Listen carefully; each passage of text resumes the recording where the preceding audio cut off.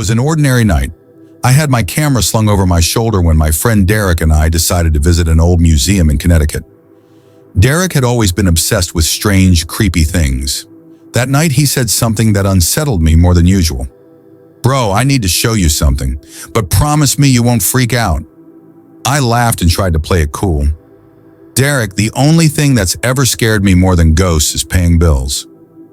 We reached the museum. Inside it was dim and empty, the faint yellow lights glowing like dying candles. Our footsteps echoed down the silent hall. Derek grabbed my arm and led me straight to a locked glass case. Inside sat a doll, and the moment my eyes landed on it, my stomach dropped. I recognized her instantly. Annabelle, the infamous doll the whole world whispers about, the one said to be bound by a demonic force. My heart skipped. She was propped on a small chair, wearing her old faded dress. Her glassy eyes reflected the darkness in a way that felt alive, almost watching. In a whisper, Derek said, "This is the real one." They locked her here so she stays contained. But sometimes, she moves on her own. I tried to laugh, but my throat tightened like someone was squeezing it. Those are just stories. Just stories. And then I made the worst mistake of my life. I pulled out my camera and without permission, snapped a photo of her. The flash lit up the case for a second, and I swear, her eyelid twitched. I immediately checked the screen. The picture looked normal, except the doll wasn't sitting upright. She looked slightly slouched in the photo, though in real life, she hadn't moved an inch. Maybe it was just the angle, I thought. But then I took another picture, and that's when my blood froze. On the second photo, Annabelle's eyes weren't staring forward anymore. They were staring directly at me. In real life, her gaze hadn't shifted. But in the photo, she was locked onto me. My heart thundered in my chest. Derek shook my shoulder and hissed, "I told you not to take pictures." I shut the camera off and we tried to leave the case. But suddenly, the lights went out. The entire room drowned in pitch black. In the suffocating dark, I heard footsteps. Slow, heavy, coming closer. Is someone else here?" Derek whispered, his voice trembling. I turned on my phone's flashlight. The beam fell directly on the case. It was empty. Annabelle was gone. This is impossible," I stammered. A shrill giggle echoed behind us. I swung the light. Nothing. Just long shadows stretched across the walls. Derek bolted for the exit, but the doors were locked tight, like they had sealed on their own. Then I felt something tugging at my camera bag. My hands shook as I opened it. The camera powered on by itself, the screen glowing. A video was playing. It showed me and Derek, standing there in the museum at that exact moment. Live, and behind us, was Annabelle. I whipped my head around. Nothing. The air felt like ice in my lungs. Somehow we managed to escape the room. The museum staff claimed they had no idea why the power went out or why the doors jammed.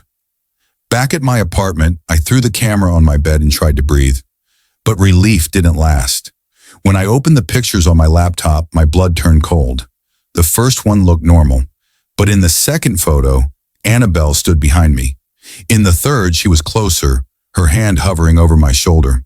With each new photo, she crept nearer. One step at a time, and then came the last picture. My lifeless body lay sprawled on the floor, and Annabelle was sitting on top of me, smiling. I called Derek in panic. No answer.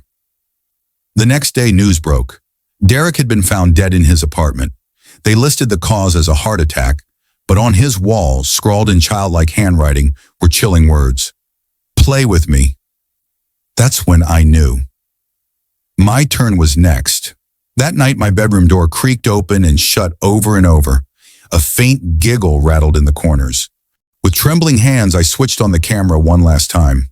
Through the lens, I saw her, Annabelle, standing by my bed, step by step, coming closer. I shut the camera off, squeezed my eyes shut, and then nothing. When I woke up, I was in a hospital bed. Doctors told me I had gone into shock, but there was one thing they found in my apartment, my camera. On its memory card, There was only one picture left. It showed me lying dead on my bed, and Annabelle, leaning inches from my face, grinning. I live in a small town in Australia. I've always had a strange hobby, collecting old houses' junk, abandoned antiques, things most people would call trash. To me, they were treasures, but that obsession led me, one afternoon, to something that changed my life forever. My friend Thomas took me to his late father's old house. It had been locked for years. The hinges screeched, the curtains hung like rotting shrouds, and the air reeked like opened graves. We rummaged through dusty trunks. Most held nothing but broken dishes, moth-eaten clothes, and books falling apart. But then Thomas dragged out a heavy wooden chest. Its lid was scarred with strange claw-like scratches. I opened it and froze. Inside lay a doll, wooden, almost the size of a small child.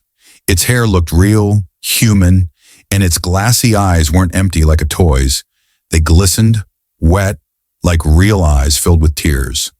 Thomas's voice shook. That's, the Letta Me Out doll. My grandfather used to say it's over 100 years old. They say it was once buried with a child in a grave, until someone dug it up. I tried to laugh it off, but unease gnawed at my chest. Looking at it, I felt like it was alive, like it was about to blink. Thomas whispered, "People claim it walks at night. Sometimes it even cries. And if you press your ear close enough, you'll hear it whisper, 'Let me out.'" That's how it got its name. I forced a chuckle. Just old stories. Superstition.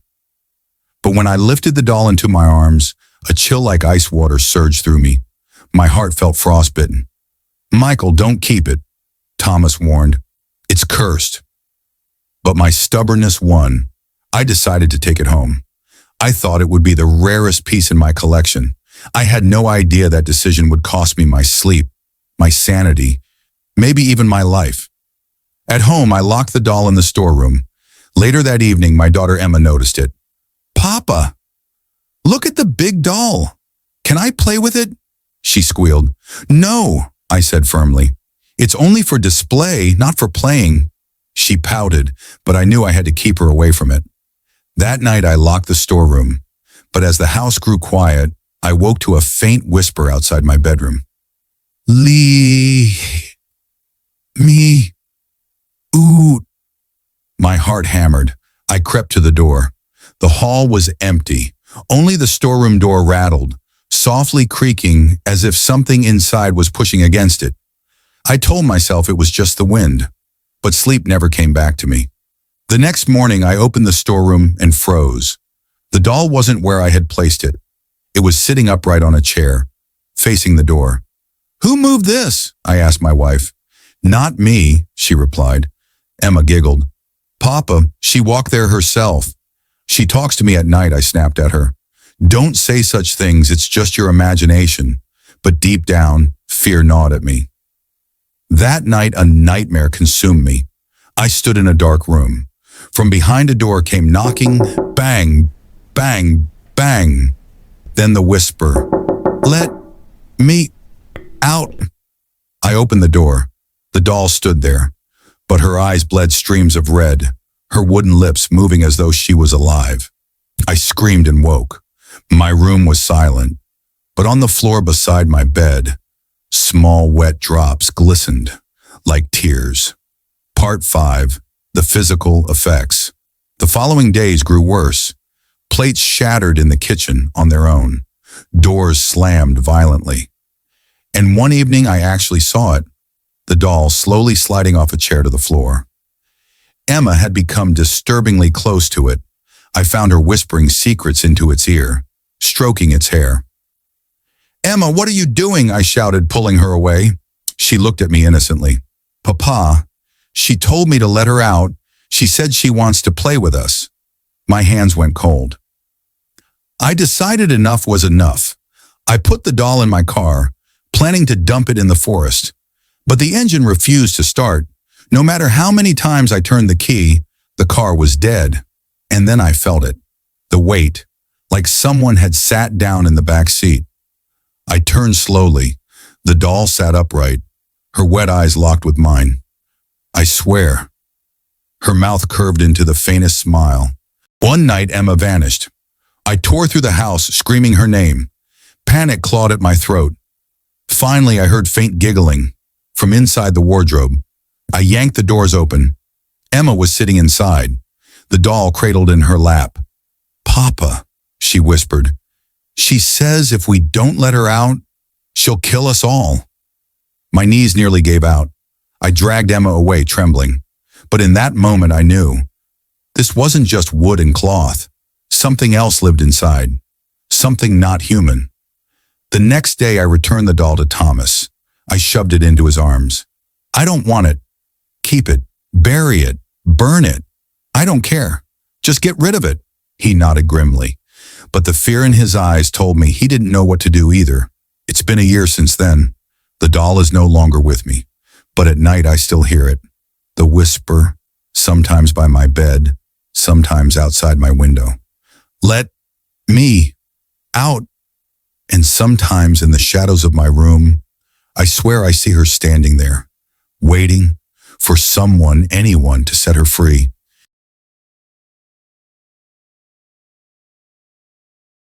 Last year I went on vacation to Florida. I had planned a laid-back trip, beaches, drinks, relaxation. But somewhere along the way, I heard whispers about a place called the East Martello Museum. Locals said it wasn't just a museum, it was a haunted site. The main attraction wasn't the building itself, it was what sat inside, locked away behind glass. A doll. Not just any doll. Robert the doll. I'd read a little about him before, stories about curses and bad luck. But standing there in the dim museum hallway, I could feel a strange heaviness in the air. When I entered the room where Robert was displayed, the atmosphere changed instantly. There he was, a tattered old doll made of cloth, stuffed with straw, wearing a faded sailor suit. His black button eyes seemed to lock onto me the moment I stepped inside. At first I laughed to myself. "It's just a doll," I whispered. But deep down, something about him unsettled me. I couldn't shake the feeling that he was alive, watching my every move. A tour guide approached and lowered his voice. "Listen, don't take a picture of Robert without asking his permission first. He doesn't like it. People say bad things happen if you disrespect him." I almost burst out laughing. "Permission? From a doll?" "Yeah, sure," I muttered under my breath. But my curiosity got the better of me. When the guide walked away, I raised my phone and snapped a picture. No permission, no second thought. The flash lit up the glass case, reflecting off Robert's worn fabric face.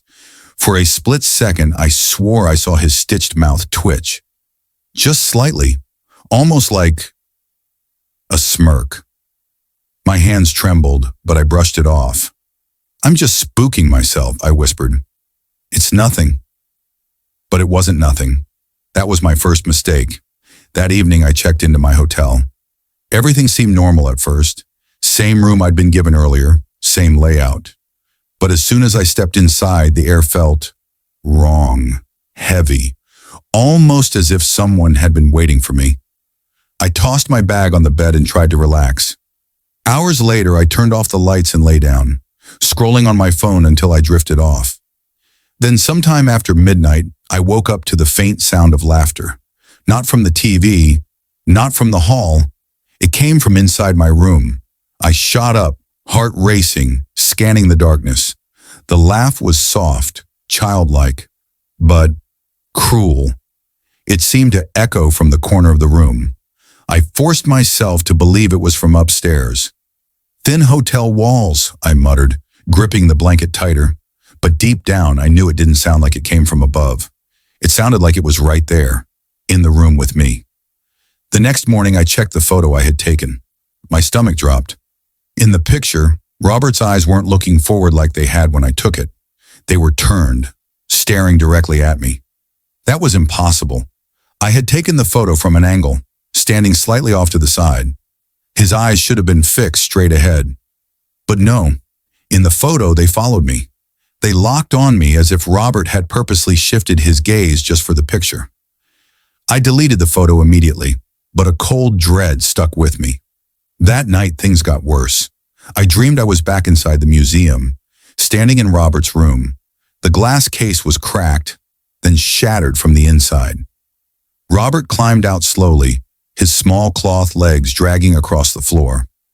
His button eyes glowed faintly in the dark as he moved closer. I tried to run, but my legs wouldn't move. My body was frozen. Then came his voice, a whisper, sharp and filled with malice. "You didn't ask permission?" The sound burrowed into my skull until I screamed myself awake, drenched in sweat.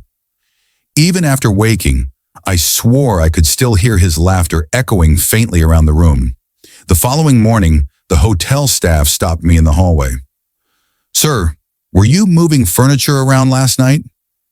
Other guests reported banging and footsteps coming from your room. I froze. I hadn't moved a thing. I hadn't even gotten out of bed. Back in my room, I checked my phone again. Every photo I had taken during my trip was distorted, blurred, completely ruined. Except one, the photo of Robert. That one was crystal clear, sharper than I remembered, almost as if he wanted to be seen.